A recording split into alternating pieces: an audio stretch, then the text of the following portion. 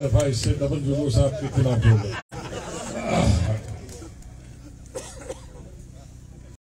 और हमारे बहुत ही धुआंधार जो स्टूडेंट लाइफ से बहुत धुआंधार लीडर थे, बीच में पता नहीं कहां फंस गए। कुछ ज्यादा पढ़ाई थी इनकी।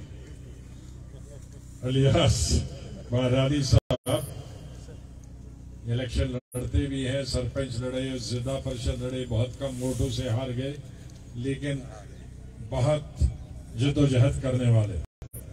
हमारे साथी मुनीर साहब जो बहुत इन्होंने रोल किया सबको कोऑर्डिनेट करने में, ये सब अपनी अपनी जगह। प्रिंस साहब कहाँ गए? अच्छा, प्रिंस साहब मुनीर भट्ट साहब थे। फारूक साहब तो हमारे, कटोच साहब तो पुराने, ये कुछ महीनों तक बहुत पुराने हमारे साथी हैं। कुछ महीनों तक रामबद के ये हमारे डिस्ट्रिक्ट प्रेसिडेंट थे कांग्रेस में, जिसका बहरहाल हिस्सा है। वो आज वो भी उन्होंने हमें ज्वाइन किया, मैं उनका भी इस्तेमाल करता हूँ। फारूक वानी साहब चेयरमैन, हमारे बहुत ही पुराने साथी, और बहरहाल की हमारी जो म्यूनसिपलिटी उसके चेयरमैन थे, वहां से इस्तीफा देके हमारे साथ आए। हमारे एजाज निजामी साहब यहाँ मौजूद, हमारे साथी खुर्शीद साहिब हैं, सरपंच बशीर अहमद नाइक साहब हैं, ब्लॉक प्रेसिडेंट, और यहाँ नबील खालिद साहब हैं जो वाइस प्रेसिडेंट थे यूथ कांग्रेस के, बशीर अहमद नाइक साहब ब्लॉक प्रेसिडेंट, मोहम्मद इकबाल नाइक साहब, और रिटायर्ड गुलाम रसूल जेडीओ साहब, गुलाम हसन कुमार साहब, परवेज साहब ब्लॉक प्रेसिडेंट, हाजी गुलाम मोहम्मद साहब महोबंगत से, मोहम्मद शरीफ सोहेल साहब ब्लॉक प्रेसिडेंट रामसू से। ब्लॉक प्रेसिडेंट जब मैं बोलता हूं तो मैं कांग्रेस के ब्लॉक प्रेसिडेंट की बात करता हूं। गुलाम नबी सोहेल साहब, बशीर कुमार साहब, सरपंच मुश्ताक अहमद साहब, तनवीर को कटोच साहब, और असद नजीर खालिद साहब। और यहाँ इतने पंच और सरपंच, उनका नाम लेना, उनका ज्वाइन कराना तो 1 घंटा और लगेगा। अपने इलाकों के लीडर और हैं। बहरहाल में सबसे ज्यादा सियासत ठेकेदार साहिबान करते हैं, उनकी भी बहुत सारी यहाँ तादाद में है, वो मौजूद में, उनके नाम नहीं ले पा। एक ग्रुप खाला ये बहरहाल का, कल उन्होंने मेरे ससुराल में जहां मैं रहता हूं, उसमें 300 की कैपेसिटी है, वो उन्होंने वहां आए। सर आज दूसरा ग्रुप आना था, दूसरा ग्रुप नहीं, ये सब इकट्ठे हैं, लेकिन वो शहर के थे। आज देहातों इलाकों का ग्रुप हमारे सभी साथियों की सरबराही में जो यहाँ मौजूद है, ये अपने आप में सब लीडर, यही पार्लियामेंट में कांग्रेस को जिताते थे, यही असेंबली में कांग्रेस के लीडर को जिताते थे। जब भी मैं एमएलए के प्रचार के लिए जाता था, चाहे चीफ मिनिस्टर के नाते या दिल्ली से आता था, इन्हीं की सरपरस्ती में बहरहाल में मीटिंगें होती थी।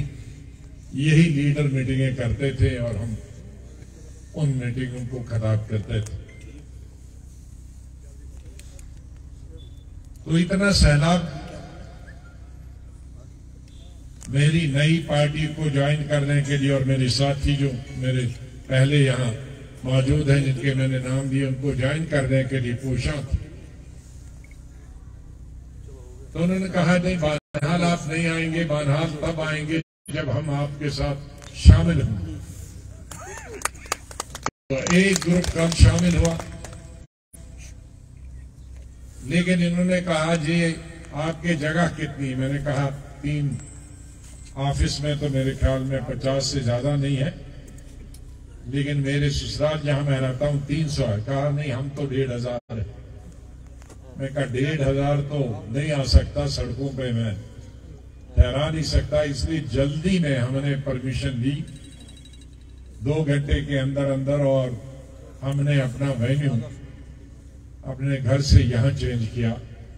कोई पब्लिक मीटिंग नहीं है, ये सिर्फ बानहाल के हमारी लीडरान की मीटिंग है, लीडरों की मीटिंग है जो यहां ज्वाइन करने के लिए आए हैं। ये मीडिया को बताना चाहता हूं। उसका मतलब है कि बानहाल साफ हो गया। अगर इतने लीडर ज्वाइन करने के लिए आते हैं कल और आज, तो उसका मतलब है बानहाल में जो पब्लिक मीटिंग होगी वो कितनी गुना इससे ज्यादा होगी। मुझे इस बात की खुशी, और उन्हीं के लिए मैंने पार्टी भी छोड़ी। मैं बार बार कहता हूं, मैं 45 बरस पूरे मुल्क में रहा, तंजीम में रहा, वजीर रहा,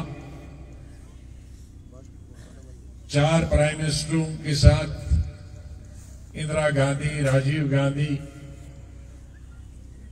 मेरे ख्याल में आज बहुत कम लोग जिंदा हैं जो इंदिरा गांधी के साथ मैंने सर्वाइव। मैं 31-32 साल की उम्र में उनके साथ वजीर था, उनकी काबीना,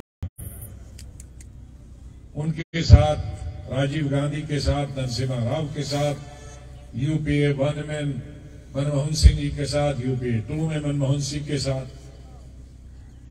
वजीर रहा, और 6 सदरों के साथ जनरल सेक्रेटरी रहा कांग्रेस के। लेकिन पिछले कुछ सालों से जब से एक सियासी बहरान जम्मू कश्मीर की तरफ उसने रुख मोड़ दिया, एक सियासी तब्दीली मुल्क और रियासती पैमाने पे आया,